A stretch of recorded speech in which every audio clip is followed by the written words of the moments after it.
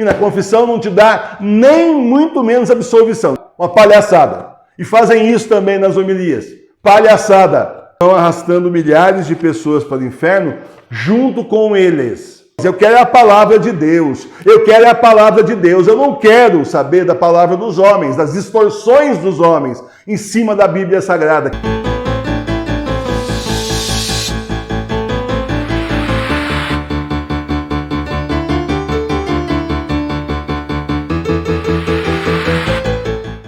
A falsa igreja contra Deus. A falsa igreja se põe contra Deus. A falsa igreja não consegue aceitar o Senhor como ele realmente é. E então deforma a nossa visão de Deus, alterando as Escrituras, pregando um Deus que não existe nas suas homilias tão falsas como a sua própria igreja. No Monte Tabor, Jesus se transfigurou na frente de seus discípulos. Depois se ouviu a voz de Deus que disse: "Este é o meu querido filho, ouvi-o." É uma ordem direta de Deus para nós.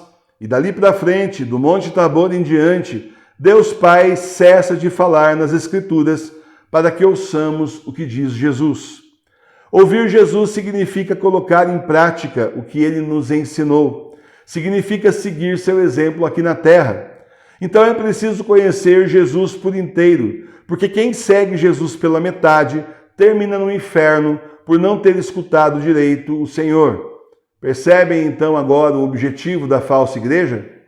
Sim, o verdadeiro Deus é misericordioso e imensa é a sua misericórdia, mas a falsa igreja para nisso, distorce e dilata a misericórdia de Deus até o ponto de descartar e deformar a sua justiça. Porque o Senhor é misericordioso, mas também é justo. O mesmo Jesus que tinha compaixão dos doentes e dos possuídos e os curava, também defendia os direitos de Deus, chamando os fariseus de hipócritas e derrubando as barracas dos vendilhões no templo. Os evangelhos mostram um Jesus por inteiro, misericordioso e justo. Mas, veja só o truque da falsa igreja.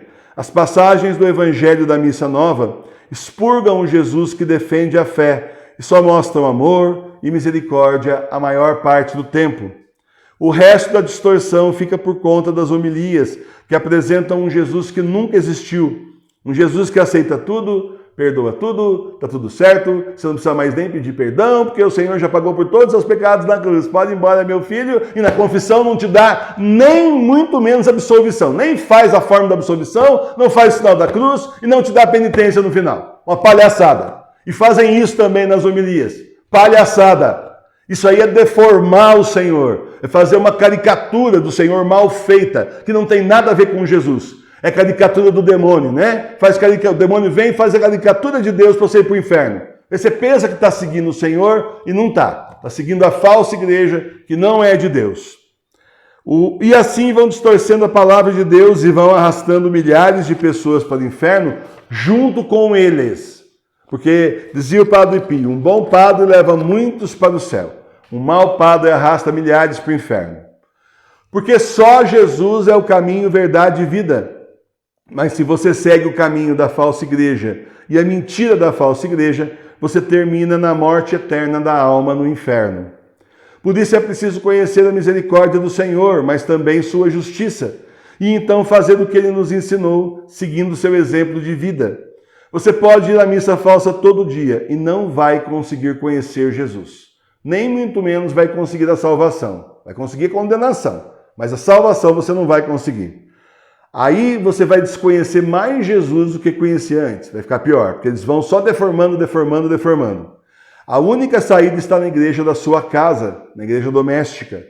De posse da Bíblia do século XVIII, que é a única que eu indico, perguntam para mim, professor, qual Bíblia o senhor indica? A do século XVIII. E qual mais? A do século XVIII. Não tem outra? A do século XVIII. Eu faço isso, gente. Eu estou falando que é do século XVIII. Se tivesse mais uma, eu falava. Aliás, se tivesse mais uma, eu não tinha nem o trabalho de fazer. Todo esse trabalho que a professora Milene está fazendo, da correção ortográfica, não fazia. Era mais barato comprar outra, mais fácil comprar outra. Não tem. Então é por isso que a gente foi atrás e o Senhor mostrou para nós e nos deu a Bíblia do século XVIII, que o padre Antônio Figueiredo fez a tradução direto da Vulgata em latim.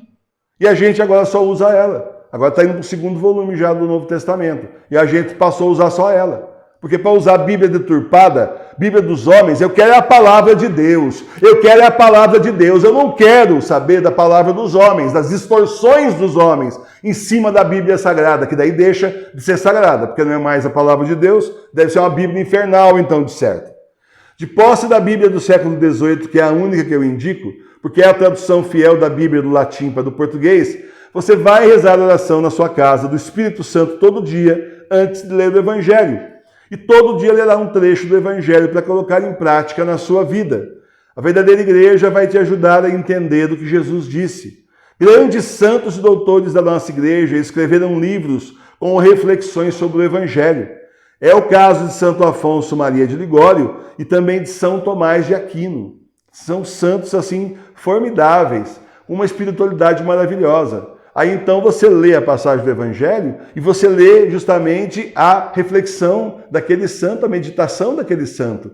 E isso faz com que você se aprofunde no caminho de Jesus e no caminho da verdadeira igreja, do verdadeiro magistério, do sagrado magistério, da sagrada tradição. Com a ajuda do Espírito Santo você vai conhecer Jesus como nunca conheceu antes. Jesus real, Jesus por inteiro, sem distorções, mas o verdadeiro Jesus. Então é a Bíblia do século XVIII numa mão e os livros desses santos na outra. E aí vamos estudar a palavra de Deus e colocar em prática, entender para vivenciar. Porque senão, se fala assim, tá bom, a igreja falsa falou um monte de coisa errada, tô vendo que é tudo mentira. Nossa, como tem coisa relativista. Quando fala verdade, não fala verdade, fala meia verdade. Mas e agora, para onde eu vou? Na igreja verdadeira. Justamente na igreja de 2000 anos, da Sagrada Tradição e do Sagrado Magistério da Igreja. Aí é onde esses santos vão te ajudar a conhecer realmente a verdadeira interpretação da igreja em cima das Sagradas Escrituras, acerca das Sagradas Escrituras. Nosso Senhor disse que as portas do inferno não poderão contra a igreja dele. E nós somos a verdadeira igreja de nosso Senhor Jesus Cristo, em união com o Papa Bento XVI. E o Senhor disse, eis que faço novas todas as coisas. E ele cumpre então essas duas promessas na igreja doméstica, onde renova a sua igreja na fé e nos protege contra as portas do inferno. Então, realmente, as portas do inferno não poderão contra a verdadeira igreja que está nas casas. Por isso, ânimo, igreja doméstica, o Senhor será revelado aí na sua casa, nas verdadeiras escrituras e pelas mãos dos santos e doutores da igreja, para que você siga direito o caminho da salvação que te leva até o céu. Louvado seja o nosso Senhor Jesus Cristo.